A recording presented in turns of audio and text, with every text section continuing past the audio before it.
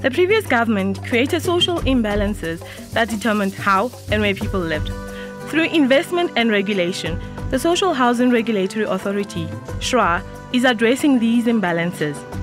SHRA is not just about building houses, it is about building sustainable homes and integrated communities.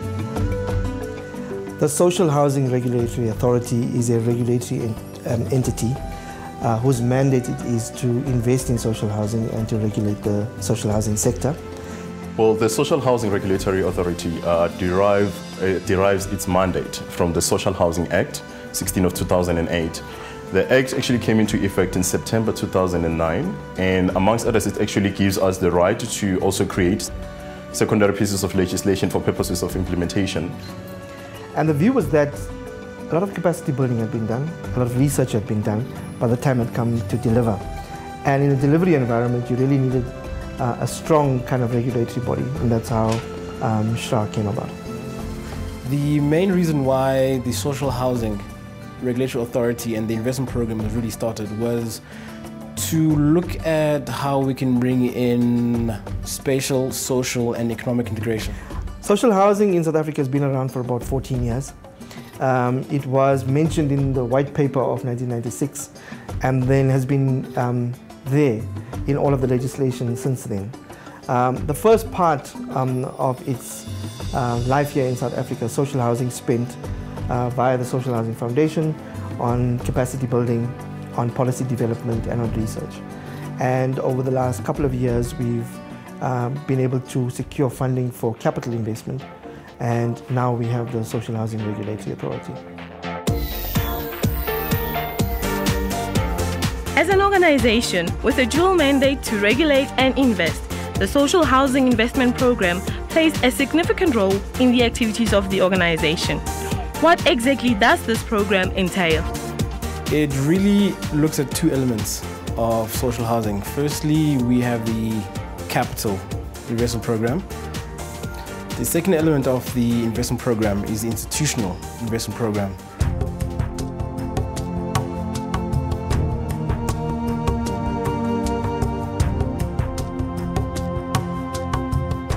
As a form of rental housing, how different is social housing from other types of housing models available in South Africa?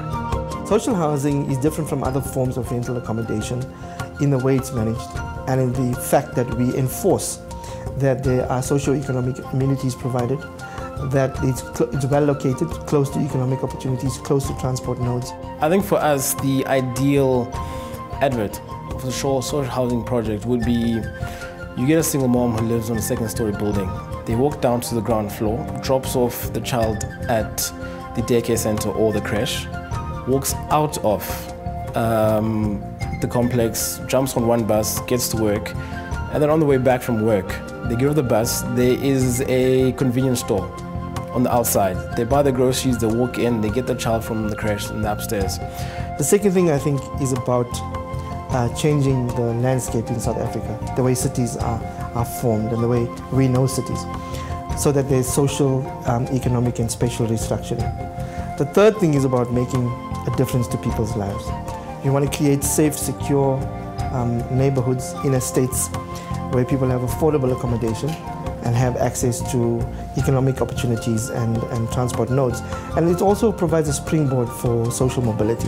What we're trying to do with the social housing program is changing the settlement patterns in the sense of allowing more people to live closer to where they work and bring them settlement closer to the city centers. Well, I think the most important thing that we want to achieve is give life to our minister's dream of areas where we can live, work, pray and play. I don't want to hear the word RDP. You know, RDP house is like some kind of a thing, our people somewhere sitting below. We're talking this now. We're talking houses with much more better infrastructure. We're talking houses with better windows, more light. We're talking eco houses. We're talking something that is dignified, something that you, yourself, and many people outside there would like to be part of. To ensure that there are checks and balances in place, the Social Housing Regulatory Authority decided to put in place a register that gives you up-to-date information about social housing institutions. Well, the registry was established to help members of the public to gain access as to who our accredited institutions are and what kind of portfolio they are handling. The register also contains the accreditation status of the organization, which will be reflected as at the date when you actually go into our website, because it's updated almost on a monthly basis. In terms of accreditation status, actually we have fully accredited institutions, and we have institutions which are conditionally accredited, and the other institution whose accreditation has been withdrawn. Well, we are already in the process of accrediting a number of institutions. In terms of the Act, a lot of institutions were automatically accredited, but every year there's an evaluative process where we look at are organizations doing what they are supposed to. We have space to make sure that particularly the deep down market, people that earn below 3,500 are actually part of living in environments such as these, and that the rentals are affordable, but we also make sure that people are paying for what they get, because we think there's a massive investment by government in this, and there's a responsibility on us as an authority to make sure that all stakeholders play their part.